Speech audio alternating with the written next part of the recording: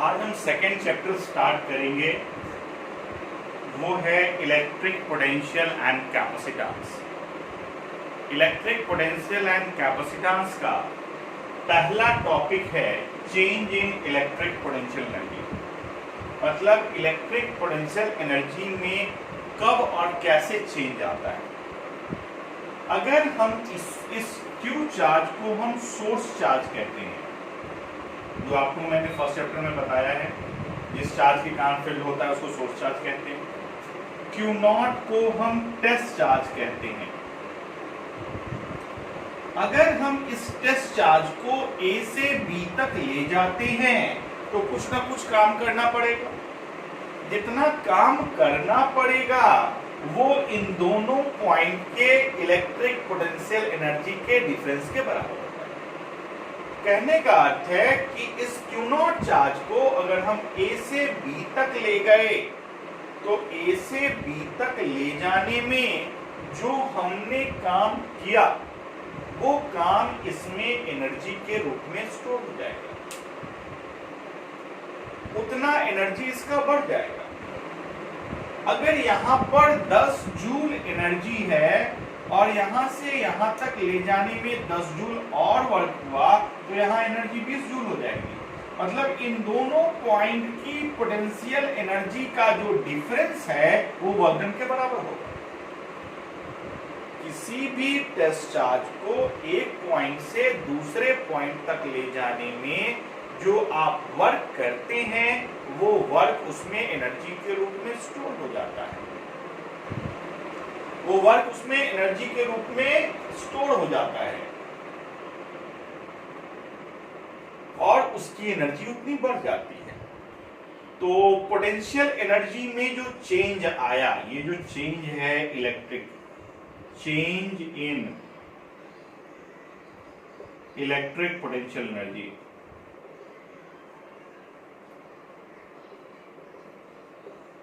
ये किसके बराबर है? Work done to move the test charge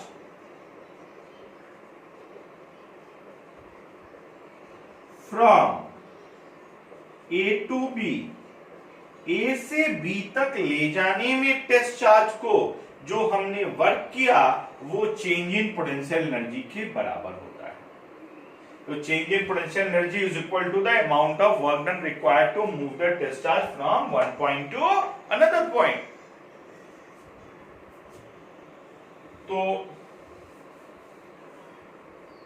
change in potential energy हम लोग समझ गए वर्क डन के बराबर है। ये Q हो गया, ये Q0 चार्ज को हम ला रहे हैं A से B तक। अगर इस A पॉइंट को हमने इंफिनिटी पर कंसीडर किया तो इस इंफिनिटी पर, ये रेफरेंस पॉइंट है, इस इंफिनिटी पर जो एनर्जी होती है वो U infinity is equal to 0 होती है। इंफिनिटी पर जो एनर्जी होती है उसको हम रेफरेंस पोजीशन मानते हैं और उस रेफरेंस पोजीशन पर एनर्जी 0 होती है।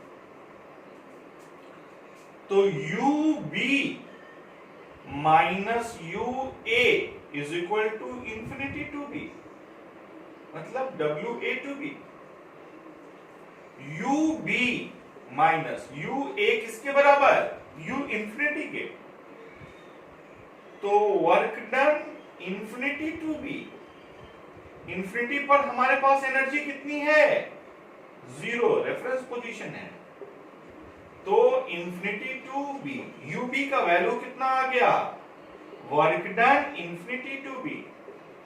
किसी भी टेस्ट चार्ज को इंफिनिटी से किसी पॉइंट तक ले जाने में जो वर्क करना पड़ता है वो वर्क उस पॉइंट का इलेक्ट्रिक पोटेंशियल एनर्जी कहलाता है। उस पॉइंट का इलेक्ट्रिक पोटेंशियल एनर्जी कहलाता है।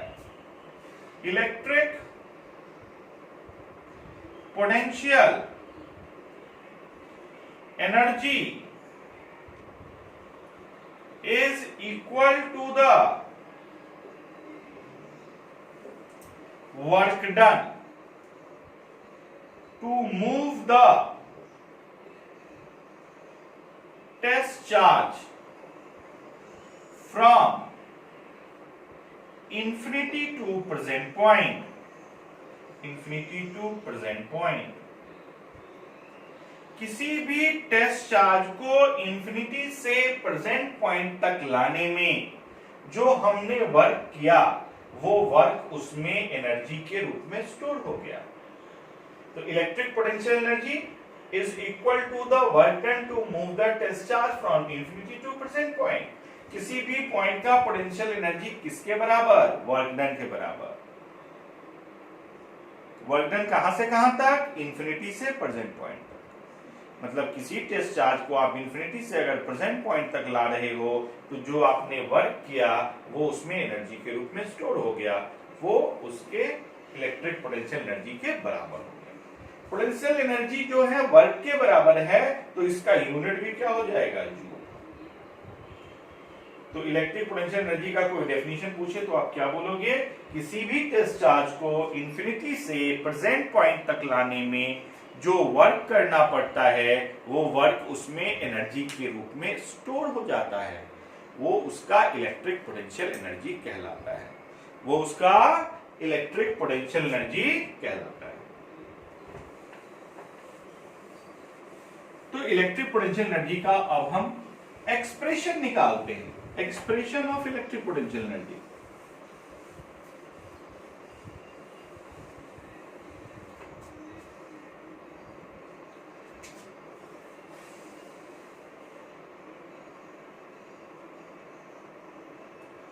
Expression of electric potential energy, electric potential energy का एक्सप्रेशन क्या होगा? Expression of electric potential energy, electric potential energy का एक्सप्रेशन। एक्सप्रेशन मतलब फॉर्मूला। जो जैसे हमने पहले में माना है Q एक सोर्स चार्ज है, Q0 एक टेस्ट चार्ज है, उसको हमने A से B तक लाया। ये A पर अगर रहता तो डिस्टेंस R1 होता, अगर हम B पर ले आए डिस्टेंस R2, ये C पर अगर A से B तक आने के क्रम में अगर ये C पर है तो कितना फोर्स लग रहा है? F 1/4πε0 Q into Q0 by R square. कब? जब ये चार्ज C पे है। कूलम्ब्स लॉ से Q और Q0 के बीच में कितना फोर्स लगेगा? 1/4πε0 Q इंटू Q0, डिस्टेंस कितना है? Are square. फोर्स कितना लगेगा? रिपल्सिव, टेस्ट चार्ज हमेशा पॉजिटिव होता है, इसको भी हमने पॉजिटिव लिया। अगर फोर्स इधर लग रहा है, डिस्प्लेसमेंट इधर हम कर देते हैं, इसको थोड़ा सा डिस्प्लेस कर देते हैं बाय द एंगल dr, तो ये एंगल कितना हो गया? 180 डिग्री। फोर्स इधर, डिस्प्लेसमेंट इधर, तो वर्क डन dw किसके बराबर? F dot dr। Work done का फॉर्मूला क्या होता है? Force dot displacement. छोटा सा डिस्प्लेसमेंट तो वर्क भी छोटा सा, तो F dr cos 180 degree. Formula क्या होता है A डॉट B का? AB cos theta. तो F dr cos 180 डिग्री, और cos 180 का वैल्यू -1, तो आपका वर्क क्या हो जाएगा? वर्क थोड़ा कम हो गया इस कोरोना वायरस के कारण, तो घर में बैठ बैठ के खा रहे हैं और खाने के लिए भी पैसा चाहिए, वो भी लोगों के पास आ नहीं रहा है। तो dw इज इक्वल टू क्या? F dr। F का वैल्यू कितना? 1/4πε0 Q into Q0 by R square dr। अगर हम इसको ऐसा A से B तक ला रहे हैं, ऐसा बहुत सारा डिस्प्लेसमेंट हुआ होगा, इस A से B तक लाने में ऐसा dr बहुत सारा डिस्प्लेसमेंट हुआ होगा। उन सभी डिस्प्लेसमेंट को अगर हम ऐड कर दें तो टोटल वर्क डन पता चल जाएगा। तो टोटल वर्क डन निकालने के लिए आपको इंटीग्रेट करना पड़ेगा इसको, -1/4πε0 Q into Q not by R square दिया। कहां से कहां तक ला रहे हैं आप इसको, R1 से R2, मतलब A से B तक ला रहे हैं। dW का इंटीग्रेशन W होता है, हम A से B तक ला रहे हैं इसको, -1/4πε0 कांस्टेंट है, बाहर निकाल लेते हैं, Q इंटू Q नॉट भी कांस्टेंट है, बाहर निकाल लेते हैं। आर स्क्वायर को अगर हम ऊपर ले जाएं तो r का पावर -2 dr, कहां से कहां तक, R1 से लेकर R2 तक। इसका हम लिख सकते हैं work done A to B -1/4πε0 Q into Q not. Integration क्या हो जाएगा इसका, r का पावर -2 + 1 -2 + 1, कहां से कहां तक, R1 से लेकर R2 तक। Work done A to B -2 + 1 -1 minus क्या हो जाएगा, plus 1/4πε0 Q into Q naught. R -2 + 1 क्या हो गया, R का पावर 1, R1 से लेकर R2 तक। तो work done A to B 1/4πε0 Q into Q not. ऊपर वाला वैल्यू डालेंगे R2 माइनस नीचे वाला वैल्यू डालेंगे R1, तो ये R2 माइनस R1। अब work done A to B हमारा क्या आ रहा है, work done A to B हमने क्या पढ़ा है, किसके बराबर, UB माइनस UA के बराबर, और ये किसके बराबर आ रहा है, 1/4πε0 Q into Q not 1/R2 minus 1/R1। कहने का मतलब है Q अगर सोर्स चार्ज है और इसको हम B तक ला रहे हैं, अगर A को हम इंफिनिटी पे मान लें तो ये जो डिस्टेंस है ये R1 वो क्या हो जाएगा, इंफिनिटी हो जाएगा, और ये जो डिस्टेंस है R2 उसको हम R के बराबर मान लेते हैं। इंफिनिटी पर एनर्जी कितनी होती है, U इंफिनिटी कितना होता है, 0, तो formula UB minus U infinity बराबर 1/4πε0 Q into Q not. R2 की जगह पे हम कौन सा वैल्यू डालें, R डालते हैं, R डाल दिया। R1 की जगह पे हम कौन सा वैल्यू डालें, इंफिनिटी डाल देते हैं, R1 इंफिनिटी है। U इंफिनिटी का वैल्यू 0, तो UB minus 0 1/4πε0 Q into Q not 1/R, 1/इंफिनिटी किसके बराबर, 0 के बराबर, तो UB इज इक्वल टू कितना आ गया, B पॉइंट पे पोटेंशियल एनर्जी का फार्मूला कितना हो गया, Q into Q not by R।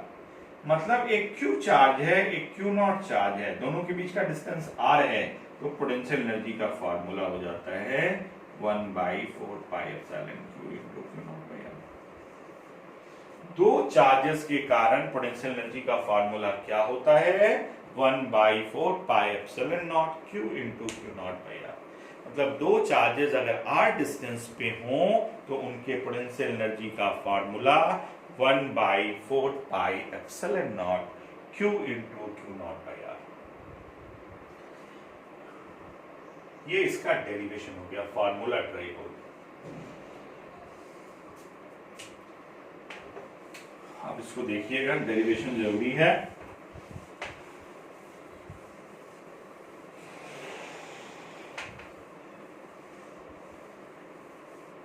ये देखिए, अगर दो सिंपल से दो चार्जेस हैं, एक 10 माइक्रोकूलम का चार्ज है, एक 20 माइक्रोकूलम का चार्ज है, दोनों के बीच की दूरी 10 सेंटीमीटर है। अगर आपको पोटेंशियल एनर्जी निकालना है, क्या करोगे आप, 1/4πε0 Q into Q not by R। इसका वैल्यू आपको मालूम है 9 into 10 to the power 9। Q का वैल्यू कितना दिया हुआ है, 10 microcoulomb, 10 into 10 to the power -6, 20 into 10 to the power -6 by R क्या है, सेंटीमीटर, इसको हमने मीटर में चेंज कर दिया। अब इसको सिंपल सा कैलकुलेशन है, आप कर सकते हो। 9 इंटू 10 का पावर 9 इंटू 2 लिख दो, 10 का पावर यहाँ 9 हो गया, यहाँ 1 हो गया, यहाँ -6 हो गया, इस 2 फॉर्म में निकाले, यहाँ 10 बचा, यहाँ +1 हो गया, यहाँ -6 हो गया।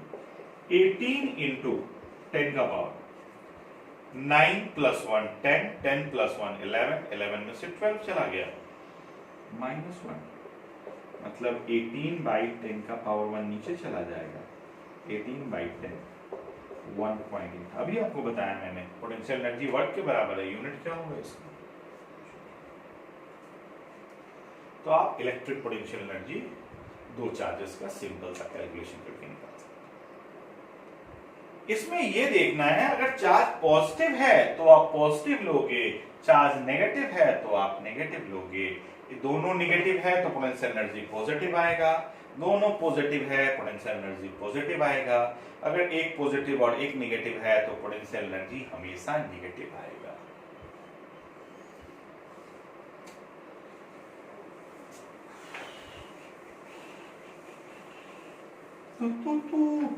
तारा फट गया, दिमाग मारा, क्या करते रहते हो सर ये सब।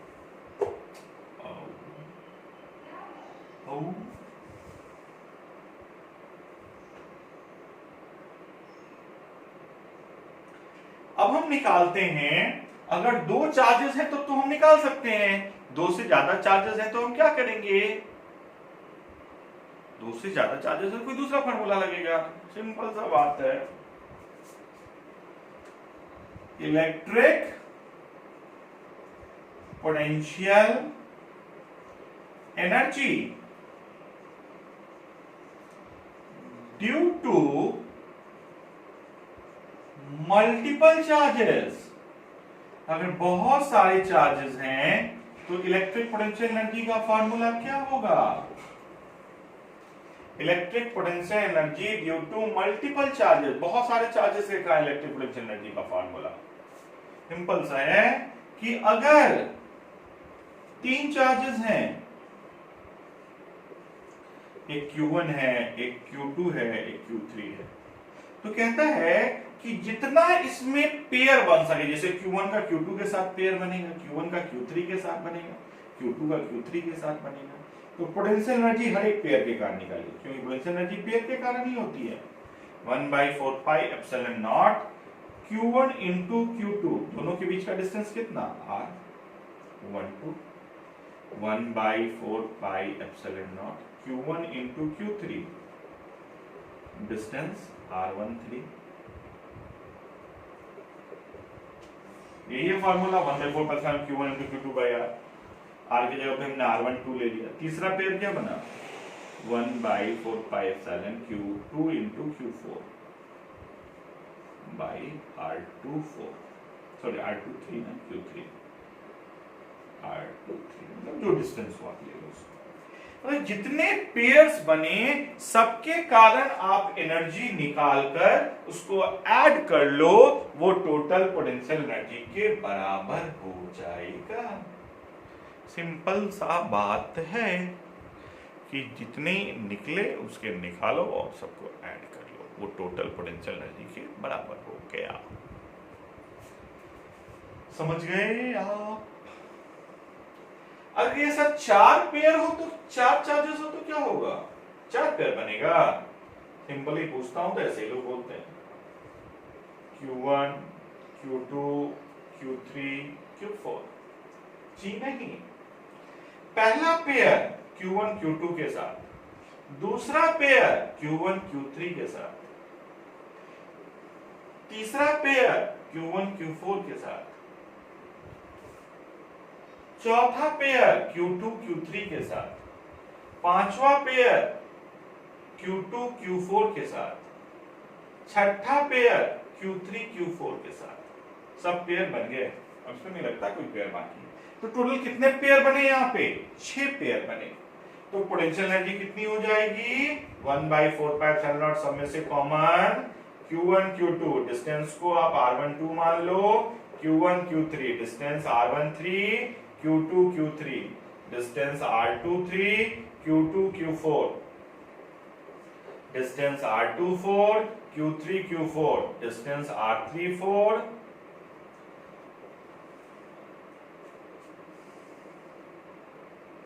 Q1 Q3 यहाँ छोड़ गया एक Q1 Q2 Q1 Q3 Q1 Q4 मतलब जितने पेयर बनेंगे आप सभी पेयर के का एनर्जी निकालो और सिंपली ऐड कर लो, वो टोटल पोटेंशियल एनर्जी के बराबर हो जाएगा। तो ये electric potential energy due to multiple charges, बहुत सारे चार्जेस के कारण। समझ में आया होगा आपको, नहीं आया हो तो फिर से वीडियो बार बार देखिए, जहाँ डाउट है वहाँ पे आप कमेंट करके बता सकते हैं, उसको मैंने आपको सॉल्व करने की कोशिश करूँगा। तो इलेक्ट्रिक पोटेंशियल एनर्जी का ये कॉन्सेप्ट था। सेकेंड चैप्टर का पहला टॉपिक आज यहीं पर खत्म करते हैं। दूसरा टॉपिक